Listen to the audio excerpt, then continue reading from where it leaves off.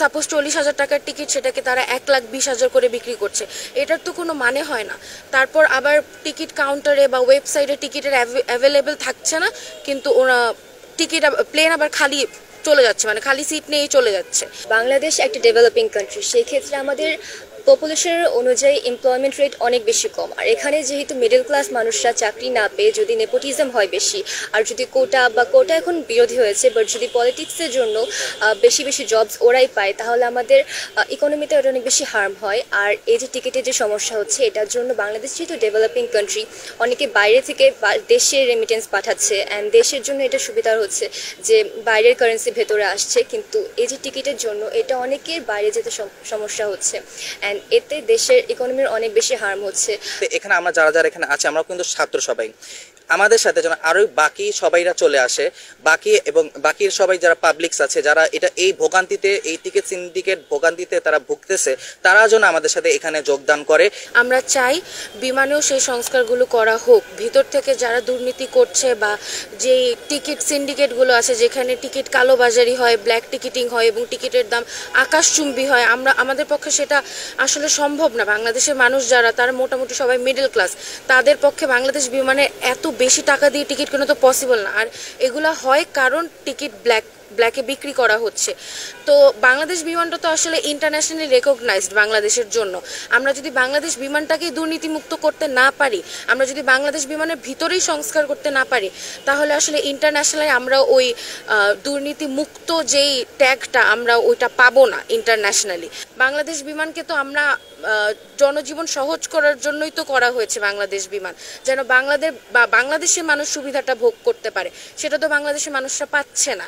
আমরা চাই বাংলাদেশ বিমান যেন দুর্নীতিমুক্ত হোক, এই সিন্ডিকেটগুলো যেন ভাঙা হোক, আর দেশের অন্য সকল খাতের মতো বাংলাদেশ বিমানটাও যেন সংস্কার হোক এবং আমাদের জীবনটা যেন সহজ করুক।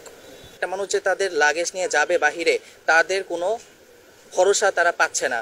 এবং ইভেন অনেক মানুষ যারা সৌদি আরবে যারা কাজ করতেছে, তারা ওয়ার্কার যারা, তারা তাদের পরিবারের জন্য স্বর্ণ আনতেছে, তারা তাদের পরিবারের জন্য অনেক মূল্যবান জিনিসপত্র নিয়ে আসতেছে, কিন্তু তারা বাংলাদেশে আসার পরে তারা দেখতে পারতেছে তাদের ব্যাগে থেকে স্বর্ণ নেই, তাদের ব্যাগে থেকে মোবাইল নেই, তাদের ব্যাগে থেকে অনেক কিছু তারা পাচ্ছে না। All time Roma. Taste it, love it. মালয়েশিয়ার কতগুলো শ্রমিক তারা মালয়েশিয়াতে যেতে চাচ্ছিল, কিন্তু তারা যেতে পারতেছিল না, কারণ এই টিকিট সিন্ডিকেটের কারণে। তারা যেতে পারতেছে না, আমাদের রেমিটেন্সে তখন কি হবে, তাদের পরিবারের কি হবে? নট ইভেন দ্যাট, আমাদের যারা স্টুডেন্টসরা আছে, তারাও যখন একবার যাচ্ছে, তারা প্রথম না হলে তাদের বাবা মা টাকা দিয়ে যাচ্ছে, বেশি টাকা দিয়ে না হলে যাচ্ছে, কিন্তু ফেরত তারা আসবে কিভাবে? কারণ যারা ট্যালেন্টেড, তারা টাকা বেশি হওয়ার জন্য সবার তো ফাইন্যান্সিয়াল রেট একরকম থাকে না। অনেকেই বাবা মার টাকায় যেতে পারে, বাট যারা কষ্ট করে ট্যালেন্টেড, তারা বাইরে যাওয়ার চান্স পাচ্ছে না এজন্য যেহেতু বাংলাদেশের মিডল ক্লাস মেজরিটির মানুষ, এজন্য এদের জন্য টিকিটের প্রাইস কম করতে হবে। অ্যান্ড নেপোটিজম না কমালে যারা ডিজার্ভিং, তারা কখনোই জব পেতে পারবে না। সুযোগ রয়েছে, চাইলেই পারে, কিন্তু কেন করে না এটা আসলে জানি না।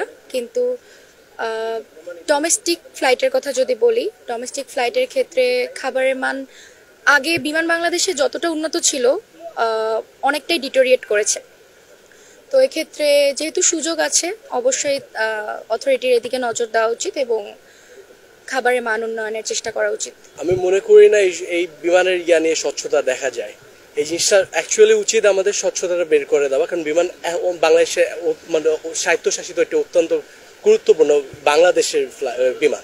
মনে করেন আপনাদেরকে নিয়ে যদি আমরা কোনোদিন তখন তদন্ত করা হয়, তখন তদন্ত করার পর যদি এটা নিয়ে বিচার না করা হয়, তখন যারা ন্যায় বিচার পাওয়ার যোগ্য, তারা ন্যায় বিচার পায় না।